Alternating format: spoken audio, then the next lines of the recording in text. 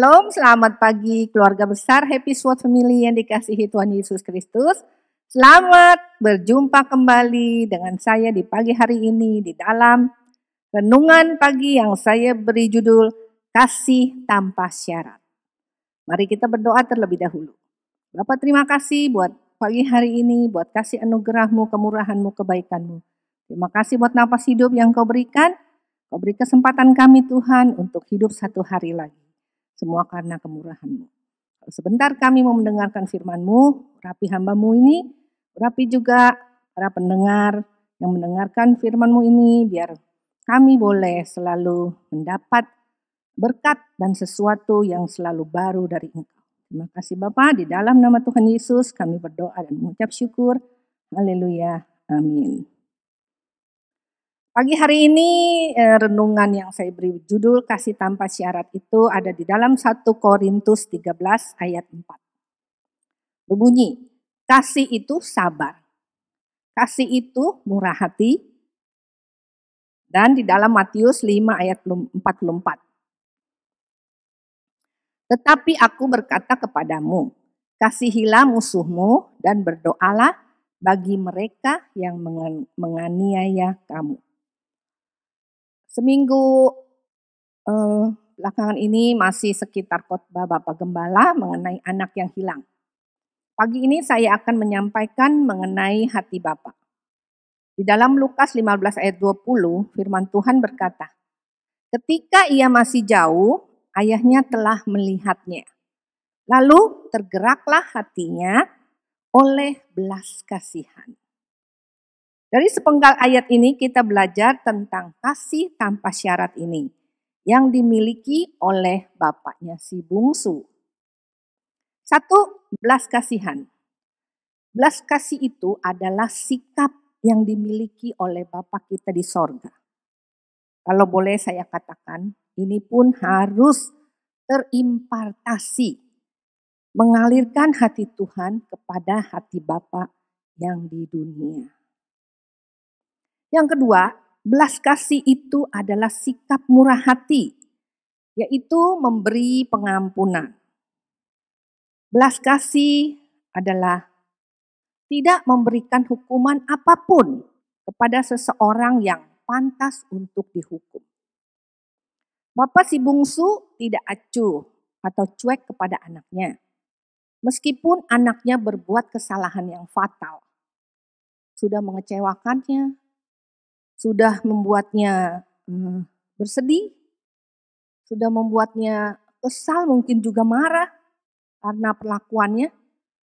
Bagaimana juga hati kita sebagai orang tua yang mempunyai anak yang bila dinasehati sampai berkali-kali dan selalu mengecewakan.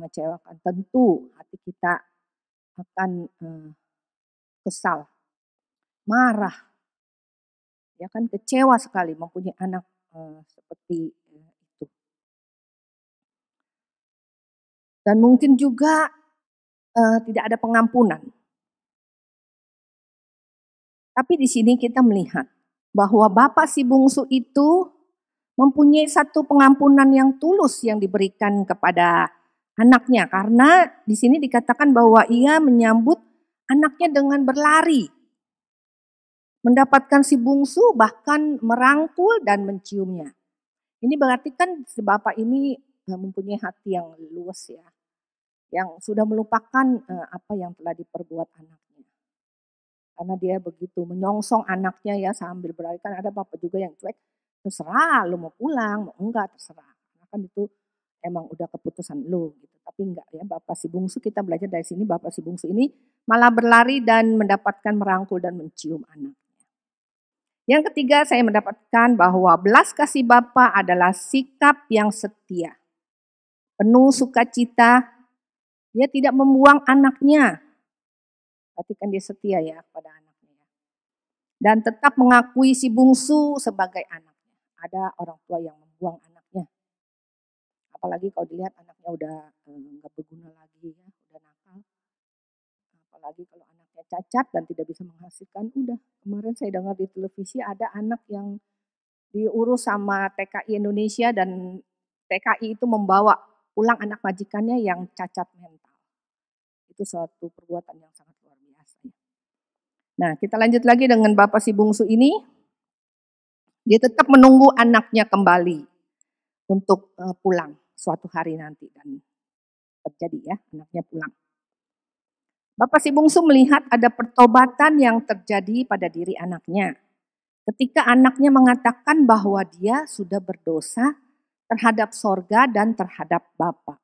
Jadi anaknya ini pun mengakui ya kesalahannya dan dia pertobatannya gitu kepada bapaknya, karena dia katakan bahwa dia telah bersalah terhadap sorga, berarti terhadap Bapa yang di sorga dan juga terhadap bapaknya yang di dunia. Jadi keluarlah belas kasih dari sang bapaknya. Belas kasih adalah kriteria-kriteria yang harus dimiliki oleh Bapa di dunia, yang diimpartasikan oleh Bapa kita di sorga yang tak pernah berhenti mengasihi dan menerima kita apa adanya. Maka janganlah kita menyia-nyiakan kasih setianya. Mari kita berdoa. Terima kasih Tuhan buat firman-Mu hari ini yang memberikan kami Tuhan satu pencerahan bahwa kasih setia dari Allah Bapa di sorga tidak akan pernah berhenti mengalir di dalam kehidupan kami. Apapun yang telah kami lakukan, kami bersalah kepadamu, kami yang meninggalkan Engkau, tetapi Engkau tetap mengasihi kami. Terima kasih ya Bapak. Terima kasih ya Tuhan Yesus, terima kasih Allah Roh Kudus. Biarlah kami terus dapat mengimpartasikan apa yang tercurah dari belas kasih-Mu kepada anak-anak kami. Dalam nama Tuhan Yesus kami berdoa dan mengucap syukur. Haleluya. Amin. Pancarkan terang kasih Tuhan kepada semua orang, agar pemulihan dapat terjadi di setiap hati Bapa dan anak-anak. Tuhan Yesus memberkati.